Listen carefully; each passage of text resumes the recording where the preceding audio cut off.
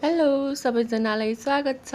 आज हामीले मोमो बनाएर खान गइरहेका छौँ। त्यसको लागि हामीले पिठो रेडी गरेर त्यसमा किमा राखिरहेका छौँ, बेलिरहेका छौँ। यहाँ चाहिँ मोमो पनि पाकिरहेछ फर्स्ट लट। यता चाहिँ हाम्रो सुपको लागि मैले चाहिँ मासु अनि त्यसपछि भेजिटेबलहरू राखेर तयार गरिरहेको छु भनेपछि दिदीले यता अचारको लागि मिक्सरमा चटनी कुटिरहनु भएको छ। त्यसपछि हाम्रो मोमो पनि पाकिरहेको छ किनभने हामीले चाहिँ 3वटा भाँडा हुन्छ नि त मोमोको, त्यसमा बनाउँदै फेरि पनि राख्दै त्यसपछि फेरि किमा बनाउँदै राख्दै गरिरहेको छौँ। मैले चाहिँ अहिले यहाँ किमा राखिरहेको छु पिठोमा अनि त्यसपछि हाम्रो यता सुप पनि रेडी भइराखेको छ हैन।